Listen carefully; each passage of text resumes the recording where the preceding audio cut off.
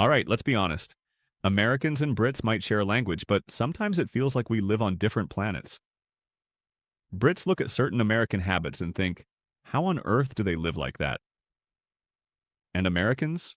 They shrug and say, what's the problem? We're talking about things that feel so normal in the US but leave Brits utterly baffled.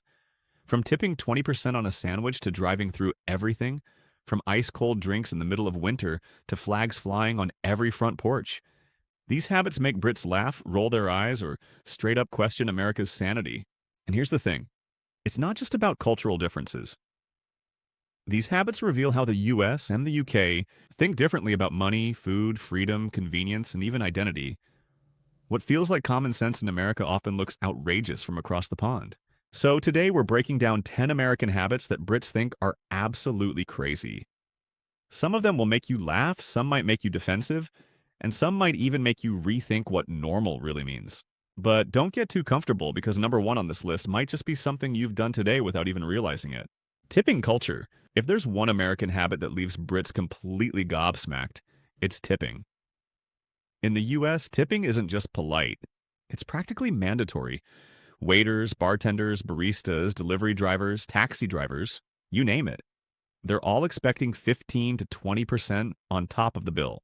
Some places even print a suggested tip right on the receipt, just in case you were planning on being stingy. To Americans, this makes sense. Servers rely on tips because wages in hospitality are notoriously low, sometimes just a couple of dollars an hour.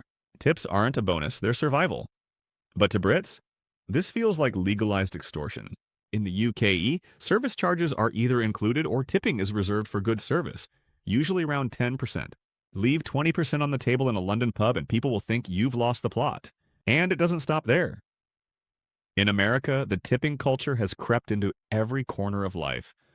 Order a coffee and the card reader swivels toward you with options like 15%, 20%, 25%. Suddenly you're guilt tipping for someone who just handed you a muffin. Brits see this and think, hang on, isn't that your job? Why am I paying extra for you to do it? Even worse, there's the awkward math. Americans are used to mentally adding 20% to every bill, while Brits have to pull out a calculator and panic when they realize dinner for two just turned into a mortgage payment. And don't get a Brit started on American bartenders. In the US, you tip $1 or $2 per drink. In Britain, you might offer the bartender a drink for yourself once in a while, but you're not tipping for every single pint. For Brits, drinking in America feels like bleeding money one sip at a time. So why do Brits think this is crazy? Because in their eyes, workers should just be paid properly in the first place. The idea that customers are responsible for making up wages feels bizarre. It's not that Brits don't respect service staff, they do, but the constant tipping pressure feels exhausting. And here's the kicker. Even Americans admit tipping culture has gone too far. With tip prompts popping up at self-checkouts, it's become less about rewarding service and more about social guilt. Brits look at this and think, only in America. But if you think tipping is wild, wait until you hear about the next American habit that blows British minds. How big everything is. Supersized portions and everything bigger? Walk into an American diner and the first thing a Brit notices isn't the decor or even the menu. It's the portion sizes. One plate in the US often looks like it could feed a small village. Pancakes stacked higher than the average toddler, sodas the size of a British watering can, and burgers that need two hands, a napkin strategy, and possibly a construction crane to eat. To Americans, this feels normal. Go big or go home, right? Bigger portions equal better value. Why pay the same for less when you can get a mountain of fries for just an extra dollar? But Brits see this and think, why do I need 3 liters of Coke just to survive lunch? It's not just food either. Everything in America is supersized. Cars, houses, highways, grocery stores, you name it. A British family car looks like a toy next to an American SUV.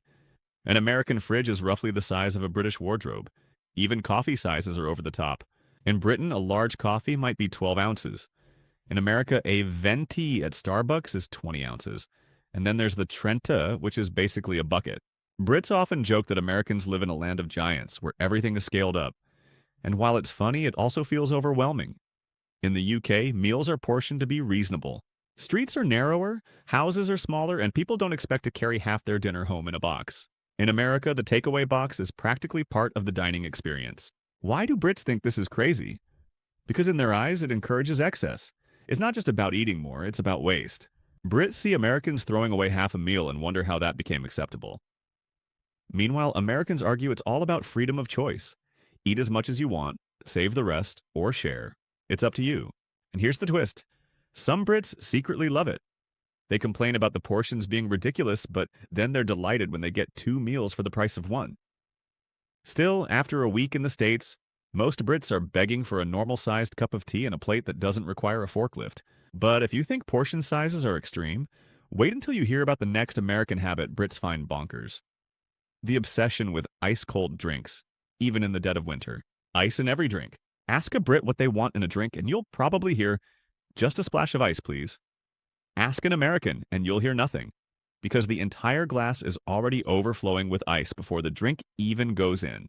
For Brits, the American obsession with ice is baffling. Order a Coke in the US and you get half a glass of frozen cubes, half actual liquid. Brits see this and think, am I paying for a drink or a glacier? In the UK, ice is optional. In the US, it's automatic. Doesn't matter if it's summer in Arizona or winter in Minnesota. Your drink will arrive chilled to Arctic levels. And Americans don't just stop at soda. Water at restaurants? Ice? Cocktails? Obviously ice. Even orange juice and milk sometimes come ice cold. Brits, meanwhile, are used to room temperature water and only a cube or two in mixed drinks. When they see Americans pouring entire trays of ice into every glass, it feels excessive, like the country is trying to turn hydration into an extreme sport. Why the difference? Partly because in the US, refrigeration has been a symbol of progress and abundance since the 20th century. An ice-cold drink signals freshness, luxury, and good hospitality. In Britain, smaller fridges and a different food culture meant ice never became such a big deal. For most Brits, too much ice waters down the drink and ruins the taste. And here's where it gets funny. Many Brits visiting America will ask for no ice and still end up with at least a few cubes. It's as if American servers can't physically serve a drink without it. It's cultural muscle memory. So why do Brits think this is crazy? Because they see it as overkill. Who needs ice in everything, especially when it's snowing outside? But for Americans, a warm drink is basically an insult. They want their soda freezing cold, condensation dripping down the glass, and endless refills to top it off. And speaking of refills, that's another habit that shocks Brits. Free, bottomless drinks that never stop coming. Free refills everywhere. For Brits, buying a drink means buying a drink. One glass, one price, job done. But in America, you buy one soda and suddenly you've unlocked an all-you-can-drink subscription for the next 2 hours. Free refills are such a normal part of American dining that most people don't even think about it. Brits, on the other hand, can't believe it's real. Imagine a Brit at an American diner. They finish their Coke, and before they've even put the glass down, the server swoops in and tops it up. No extra charge. No questions asked. To an American, that's good service. To a Brit, it feels like witchcraft. Wait, you mean I can just keep drinking this for free, forever? In the UK, free refills are rare and usually only at certain fast food chains. Otherwise, you're paying for each glass. And that's exactly why Brits think America's refill culture is insane. To them, it encourages mindless drinking. Like, who actually needs 4 pints of Pepsi in one meal? And it's not just soda. In many US restaurants, coffee comes with bottomless refills, too. Brits can't wrap their heads around it. In the UK, coffee is measured, savored, and often expensive. In the US, it's more like liquid background noise. Drink it, refill it, drink it again. Of course, there's a cultural reason for this. America is built on abundance, the idea that more is better. Free refills feel like a little slice of generosity, even if the drink costs pennies to produce. Brits, by contrast, come from a culture of moderation and practicality. Unlimited anything just seems wasteful. Here's the kicker. Brits often love free refills once they get over the shock. They'll grumble about the absurdity, then happily accept their 5th Dr. Pepper. But still, they go home telling everyone about this crazy thing in America where they just keep filling your glass like magic.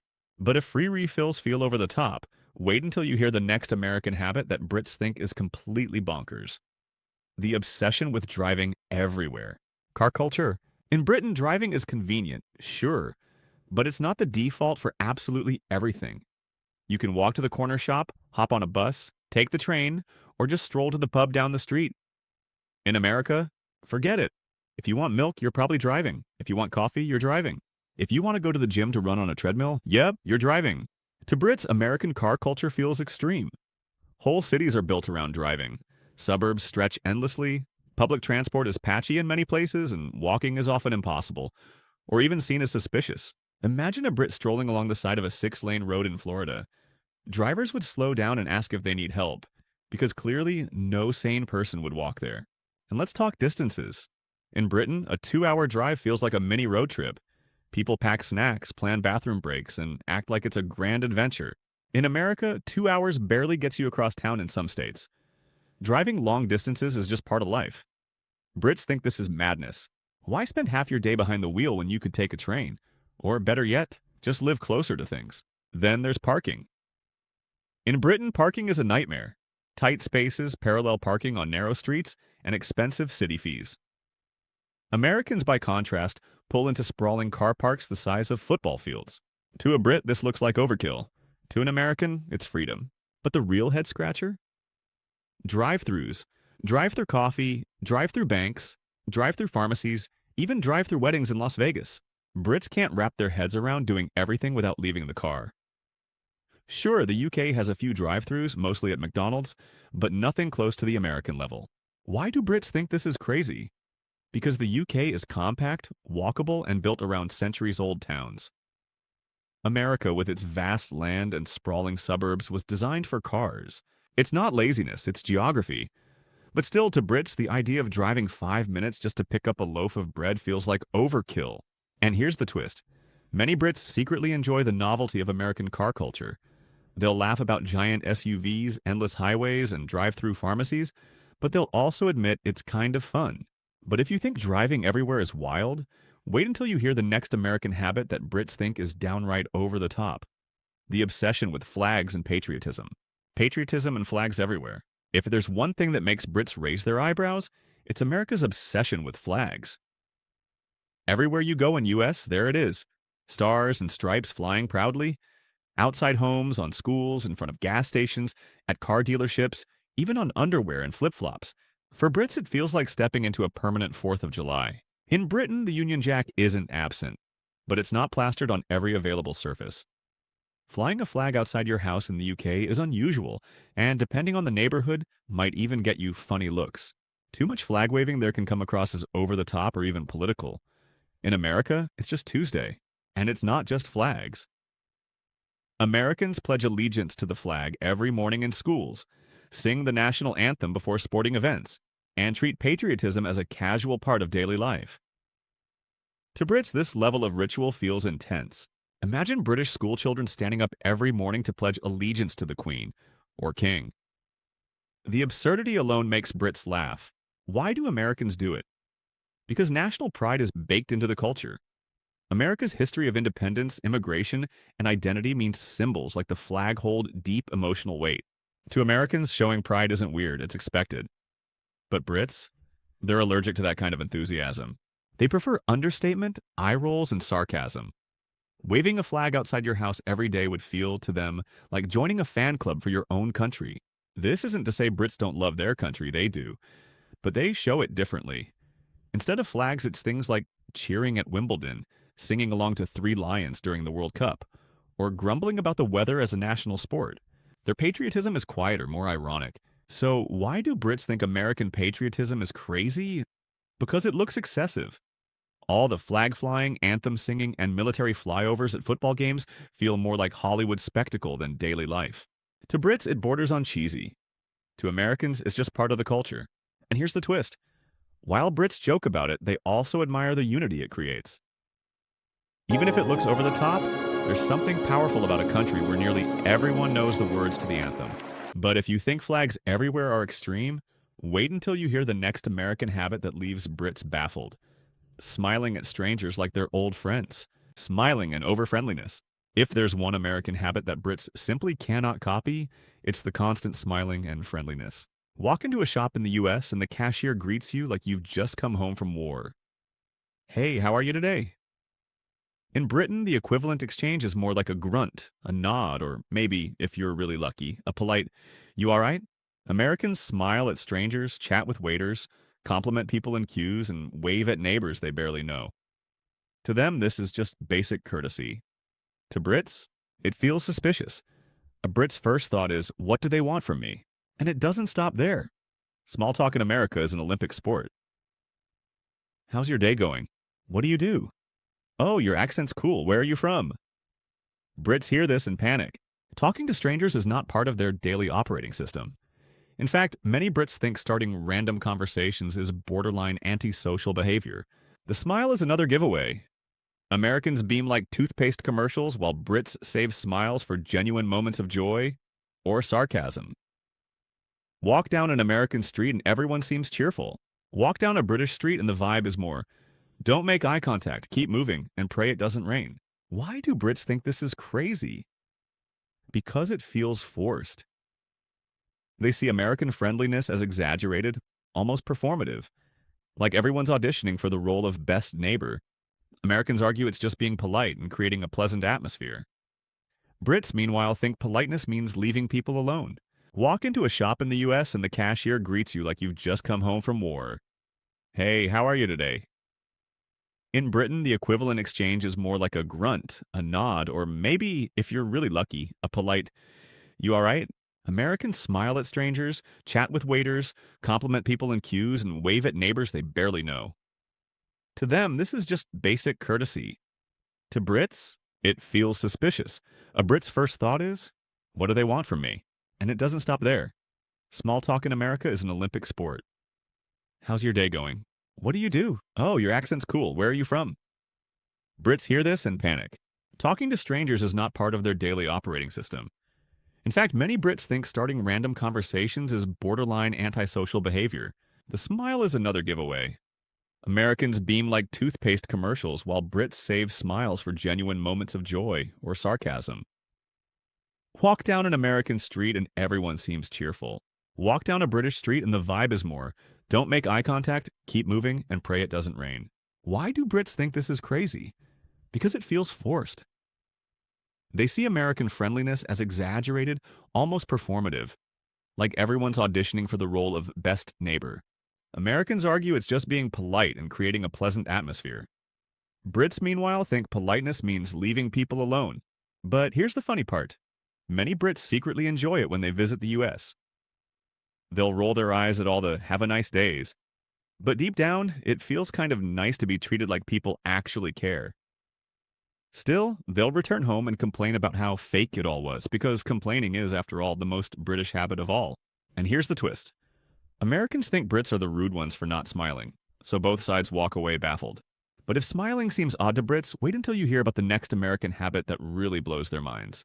Air conditioning everywhere, even when it's freezing outside.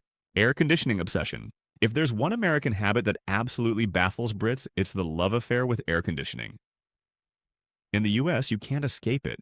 Homes, offices, shops, cars, gyms, restaurants, you name it, the AC is blasting. Even in winter when it's cold outside, Americans will crank up the heat and still run the air conditioning just to keep the air fresh. To a Brit, this feels insane. In the UK, AC is rare. Most homes don't have it. Offices make do with a fan, and people generally survive summer by opening a window and complaining about the heat. So when Brits visit America, they're in for a shock, literally. They step out of the blazing summer sun, expecting relief, and instead get smacked in the face by what feels like a walk-in freezer. Suddenly, they're wishing they had packed a jacket for their trip to Florida. Restaurants are notorious for this. Americans are used to comfortable dining, which apparently means keeping the room at Arctic tundra levels. Brits, shivering over their burgers, wonder if they've accidentally stumbled into a meat locker. They whisper to each other, is it just me or is it colder inside than outside? Spoiler, it's not just them. Why do Americans love AC so much? Part of it is cultural. Comfort and control are huge in the US. If it's too hot, they fix it. Plus, America's sprawling suburbs and massive houses make it easier to install big central systems.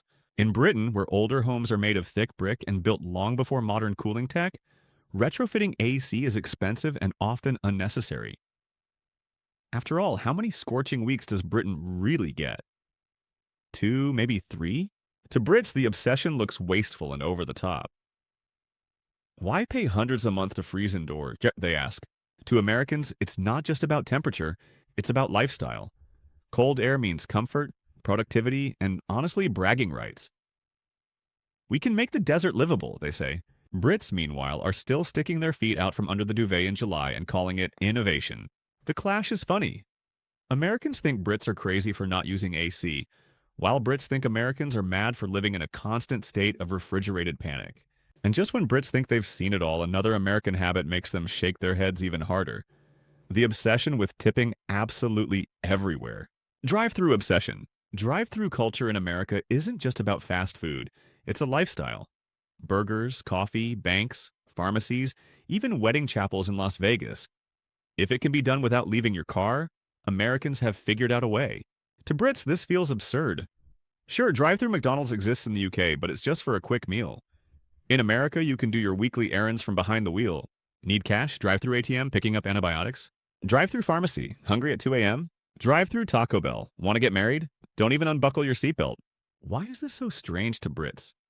Because the UK simply isn't built for it. Narrow streets, older towns, limited parking. It's not exactly drive-through friendly. In Britain, you park the car, walk in, stand in a queue, and grumble quietly until it's your turn.